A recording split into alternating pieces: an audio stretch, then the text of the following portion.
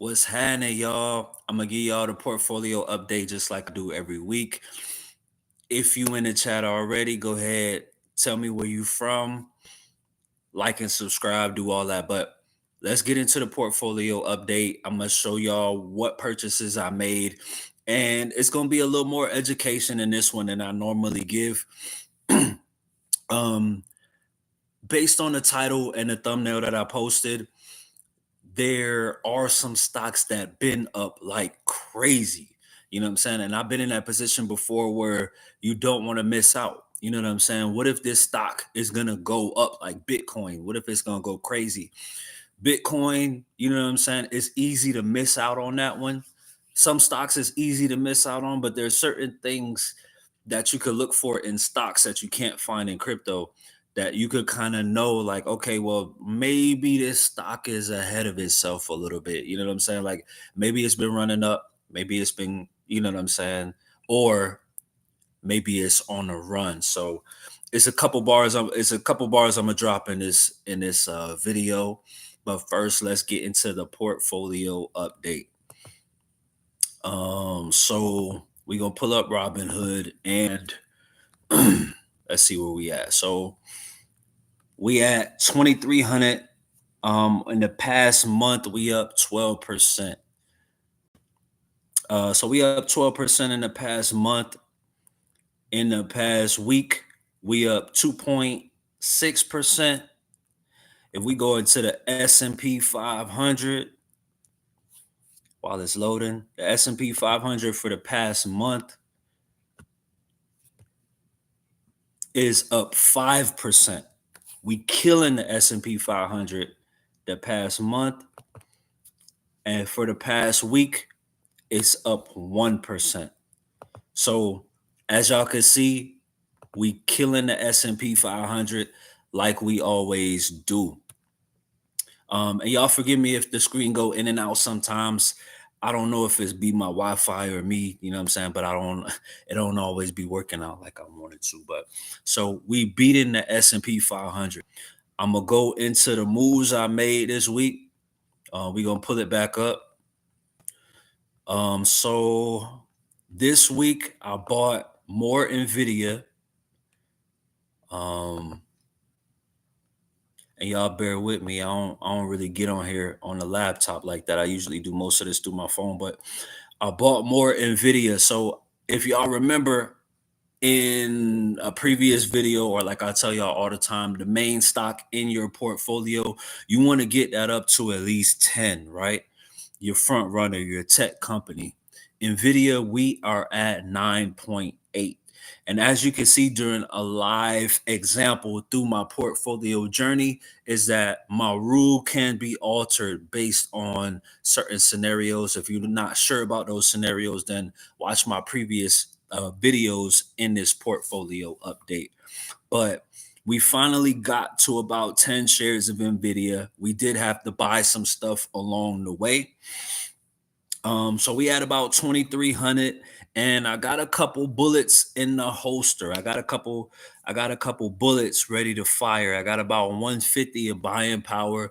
I ain't make no moves yet. But as far as my next move on the portfolio before I get into the education process part of it, and what I bought. So I bought more Nvidia, but I also bought SoundHound. But my next purchase is probably going to be more of what I already have in the portfolio. So ExxonMobil is my least it's the move, it's the play that I got that's performing the least. Um doesn't mean it's a bad investment. It just means that it's not doing good at the moment. So I'm not selling it. I like ExxonMobil, but I have ExxonMobil at what, 114, 114 a share, and ExxonMobil is currently at 107. So as you can see, I'm not chasing stocks that are running up. ExxonMobil in my portfolio is what has dropped. So most likely when we get back on this next week, what you're gonna see is that 150 that I used, is probably I'm gonna buy the dip on ExxonMobil to get my average cheaper, right? We do not chase stocks. And that's part of the lesson today. But outside of that, let me get into my other play. So when you're talking about high growth, right? Like when I say Nvidia has to be your Nvidia, something technology related. Nvidia has to be your number one play, or Nvidia, Apple, Amazon, stuff like that should be your number one runner in the portfolio. Those are companies that should make really high returns. But there are other companies that are harder to find, harder to identify, and sometimes you will miss them, right? And it's okay to miss them. So I've been searching lately. I bought one recently, and I want to give you an idea of what that looks like. What that looks like as an example, because I found one of these before, got rid of it, still don't have it, but we're gonna be on the search for another one. So far, I'm 1-0 in this process. But this is how you can turn beating the market by 10 to 20% into beating the market by 30, 40, 50, 60%, right? Finding diamonds in the rough, right? Like that movies when you got a popular dude in high school, what I'm saying, get a chick all done up, and then he found that potential, and now it's what I'm saying, finding a diamond in the rough. So first I'm going to show y'all an example of how I did that, what to look for, and the one that I recently just bought. If you see my portfolio pulled up earlier, you probably already seen it, seen what I had bought. But I got so many tabs open. Where is Robin? My bad, y'all. All right, so we're gonna pull Robin back up. So let's go to Palantir. Palantir is one of these companies. Let me make sure we looking at the same thing, because I like lose y'all all the time. But Palantir is one of these companies. They have like government contracts. They help like the military and all of that with AI, so on and so forth. So um, Palantir. Let's see if they could show like when I first bought Palantir. And this is what I mean by like diamond in the rough, like really, really finding something that's really finding something that's at a low price, and it has the potential. It's not a secure bet. Most of the time when you're looking for these, you're not gonna find what you're looking for, right? But if you look at Palantir, right? These are my purchases, as I could show you. I'm pulling it up on the account. Y'all hold on a second. My battery dying. I gotta get to the charger. But in 2012, I got 2 shares of Palantir at $12.85, right? Very speculative. There's no guarantee that that's gonna blow. You got to take a shot on it. So what that means is when you taking a shot at it, or when you looking, the laptop about to die. When you take a shot at it and you looking for that perfect investment, something that's gonna blow like Palantir, most of the time you probably gonna be wrong. But what you have to do is you have to look at their partnerships, who they're partnering with, what's their prospects, what's their business model. And to be honest, there's no foolproof way of making sure like you're gonna be successful at doing that. I just happen to be successful my one and only time doing it. So now I'm trying again. So Palantir was my first ever purchase of finding a diamond in the rough. Ideally, it would have been a good idea for me to still be holding that stock, but you know, I had experience, but I was also inexperienced. So when you have your conviction, you find a stock, you keep it, you hold it, you buy, you keep it, you buy it, you hold it. But Palantir was my first time picking a penny stock, and it actually exploded. So I'm gonna show y'all the stock that I kind of like as far as potential. And then I'm gonna go over, I don't like to be on no clickbait type stuff. So I'm gonna go over what I meant by the stocks that got away. Palantir, Palantir is way up there. I'm not chasing it. And I'm gonna get into another reason why I'm not chasing it in a minute. But this is my new Palantir prospect, right? SoundHound AI. SoundHound AI, they are a company that does basically like AI voice, right? So what they do is if you're gonna go in the drive-through, order some food, they're gonna replace somebody talking to you in the drive-through. SoundHound AI is gonna be the voice for drive-through. They're gonna be the voice in the car. They're basically AI voice, right? They have a bunch of contracts already. They have a very small amount of debt and a lot of cash on hand. So the reason why I like SoundHound AI is one, because AI is the movement. So a lot of times, even if a company isn't worth going up a lot, if it's within the movement, like if it's within what's going on right now, like Zoom probably wasn't making a whole bunch of money during COVID, but Zoom was something that people used during COVID for off business work, and it was related to the situation. SoundHound AI is related to the situation. They already have contracts out for years with a whole bunch of companies, low debt, and they have a lot of cash on hand. So SoundHound AI has good potential.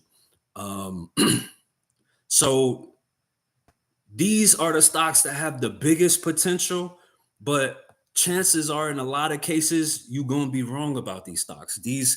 There's way more penny stocks than there are stocks in the S&P 500. There's 500 companies in the S&P 500, but these stocks are, what I'm saying, it's billions of them, and all of these companies don't succeed. So you gotta have to, maybe one or two shares in, one to maybe four of them at least, and hopefully you hit on one of the four. But if you don't, don't kill yourself trying to find that perfect. Now these stocks have the biggest potential, but as far as risk, most of the time they're not going to go anywhere. So my first time doing that with Palantir, I sold it way before it is where it is today, but I'm not going to chase it. Part of the reason why Palantir also uh, a year to a certain amount of months ago became profitable.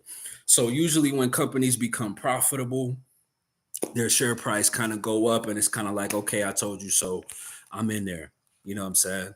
So Palantir is a long-term investment, good investment, but I do think that Palantir is possibly overvalued. So far on SoundHound AI, I had it literally for like 2 days. I got probably about two shares. I'm already up 2%. And as you can see, just 44 cent is 2% on that. So if you got the right investment, it will boost profits and all of that. Another reason why I like SoundHound AI, I was doing my research on their penny stocks, really AI related. I looked at Big Bear AI. I looked at a couple others.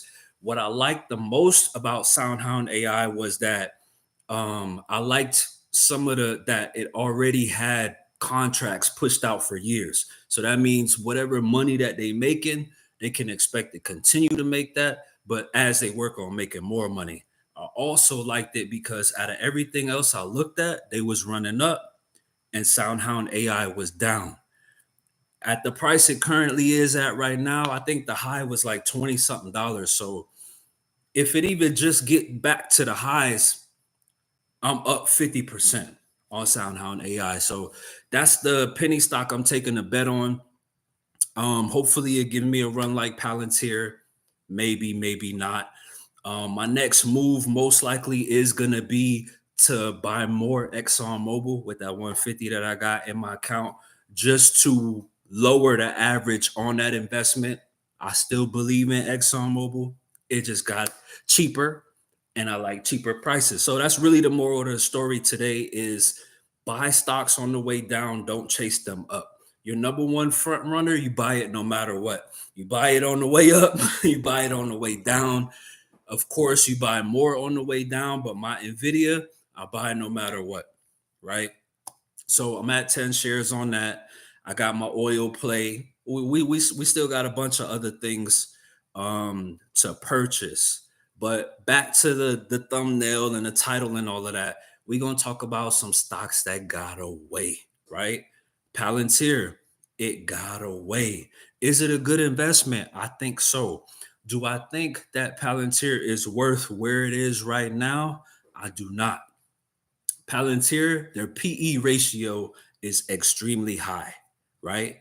I'm gonna go into two other stocks that ran up bigger than these stocks. All of these stocks that I'm mentioning probably ran up bigger than Nvidia this year. But the is it worth the chase is uncertain, right? Palantir, I think, is a amazing company. I think Palantir is great to own, right? At this price right now, I don't know. You know what I'm saying? I want to see Palantir on a big drop. If a market crash happens tomorrow, I'm loading up on Palantir. Right now, no. So Palantir, I consider a stock that got a right. I got two more for y'all. I got Palantir, Hood, Robinhood, the app that I'm showing you these investments on, right?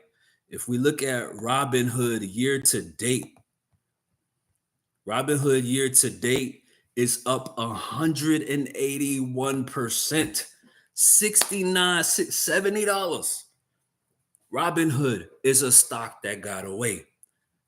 I love the investment, but I missed it. I'm not chasing it. Up 181%. I'm not chasing that stock. I like Robinhood.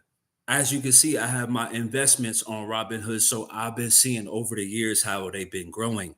They got a compound interest savings account. They added crypto to it. Robinhood, I think, was the first company to actually do fractional shares. Fractional shares changed the game to where you could invest in a company that's $600 for 5 cents at a time. You know what I'm saying? They changed the game. They're doing stuff before other companies. They're adding so many different revenues. You got some platforms that just do crypto, some platforms that just do stocks. Robinhood is doing everything.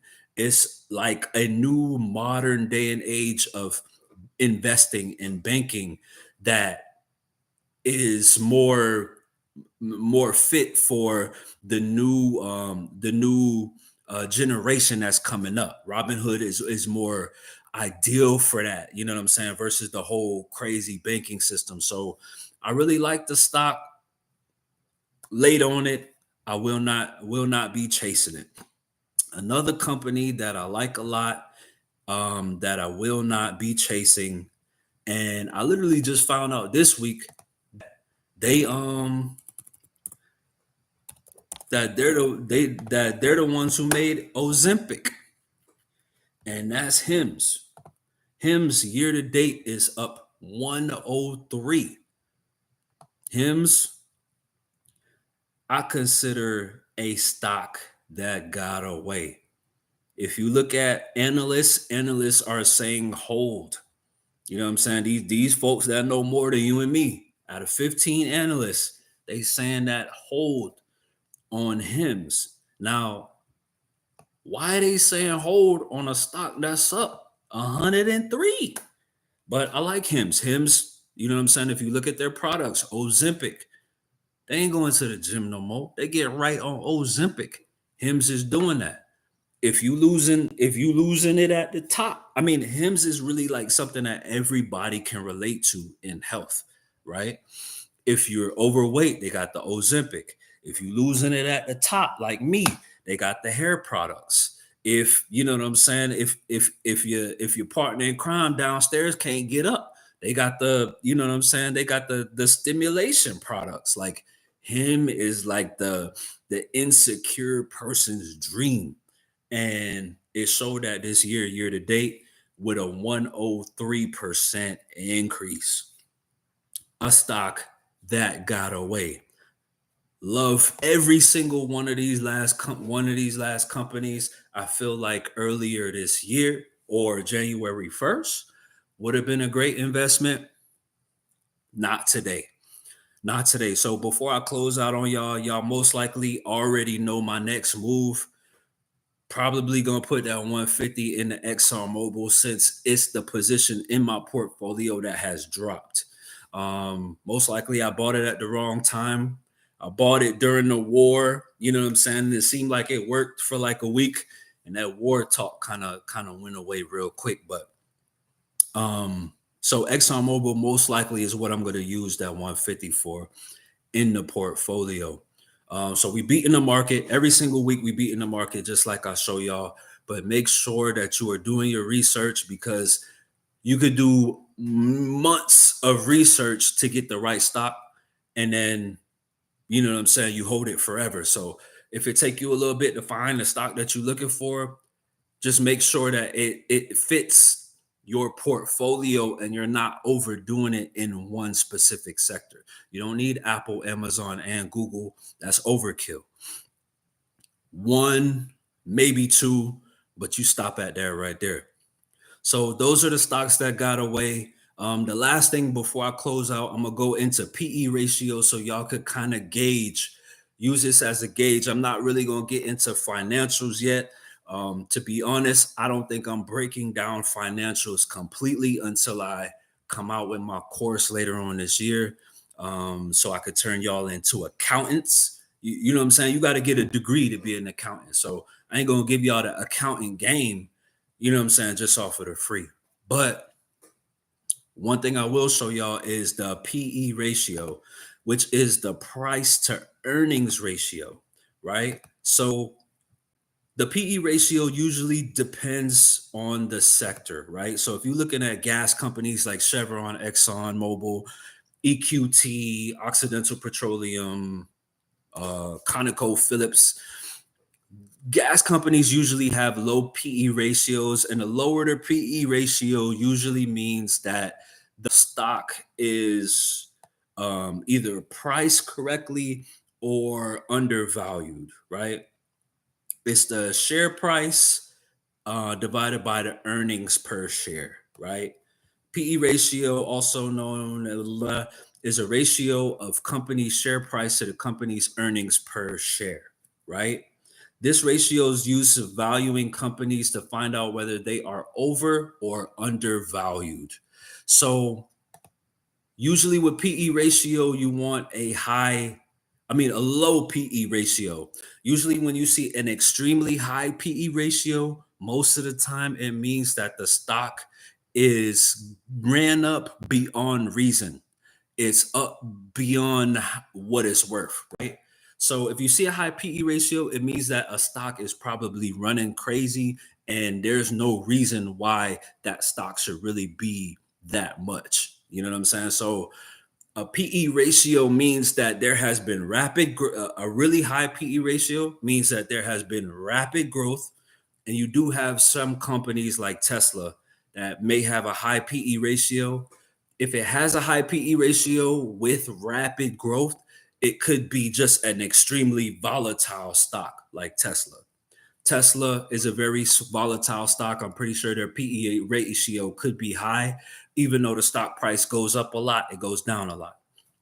But if you look for a low PE ratio, so the PE ratio isn't a one size fit all thing, but as far as you know what I'm saying, as far as the structure of a PE ratio, usually a lower PE ratio means that the stock is priced perfectly versus a higher PE ratio. The stocks that I just showed you that ran up like crazy, their PE ratio is high. When I was looking at Nvidia through its run up, Nvidia was running up like the PE ratio was like 100, but the PE ratio never got that high, which means Nvidia never got ahead of itself, which means that even though Nvidia has been like the best performing stock for years, it still has a long time to run. So if you learn the PE ratio, learn which sectors, learn which how the PE ratio is related to each sector. Most gas companies are going to have a low PE ratio. They don't run up like crazy. But with the tech companies, if it has a relatively low PE ratio, then chances are it's not too far up there. Nvidia PE ratio right now is about 50, but if you look at HIMS, Palantir, all of them, their PE ratio might be around 100 or something like that. So I love all three of those stocks that I told you. There's some others that have been ran up significantly this year. I feel like they're overpriced. As you could tell, we don't chase stocks. So my next purchase will be the stock in my portfolio that has been down. Y'all like and subscribe, man, and get this money.